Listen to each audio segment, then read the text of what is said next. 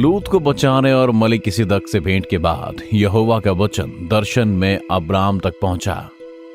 हे Abram, मत डर, तेरी ढाल और तेरा अत्यंत बड़ा प्रतिफल मैं हूँ।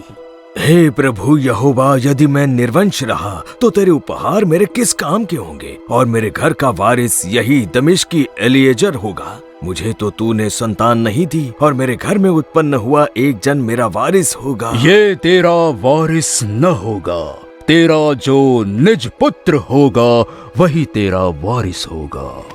और तब यहोवा परमेश्वर ने अब्राम को बाहर ले जाकर कहा, आकाश की ओर दृष्टि करके तारागण को गिन। क्या तू उनको गिन सकता है? तेरा वंश ऐसा ही होगा। और अब्राम ने यहोवा पर विश्वास किया, और यहोवा ने इस बात को उसके लेखे में धर्म गिना। फिर परमेश्वर ने अब्राम से कहा, मैं वही यहोवा हूँ जो तुझे कसदियों के ऊर नगर से बाहर ले आया कि तुझको इस देश का अधिकार दूं।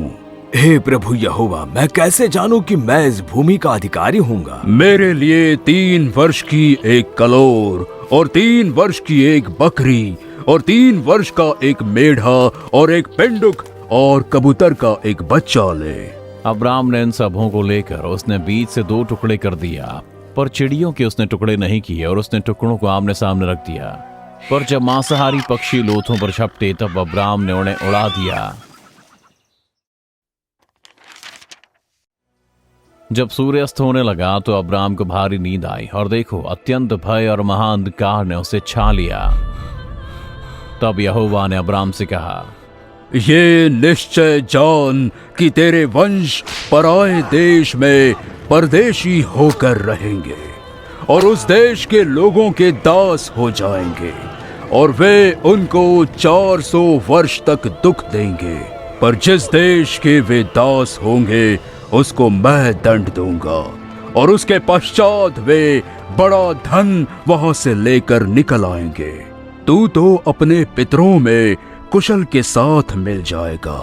तुझे पूरे बुढ़ापे में मिट्टी दी जाएगी, पर वे 4थी पीढ़ी में यहां फिर आएंगे, क्योंकि अब तक एमोरियों का अधर्म पूरा नहीं हुआ है। और जब सूर्यास्त हो गया और घोर अंधकार छा गया, तब एक अंगीठी जिसमें से धुआं उठता था और एक जलती हुई मशाल दिखाई दी, जो उन टुकड़ों के बीच में से होकर निकल गई। और उसी दिन यहोवा ने अब्राम के साथ यह वाचा बांधी, मिस्र के महानद से लेकर परात नामक बड़े नद तक जितना देश है उसे मैंने तेरे वंश को दिया है।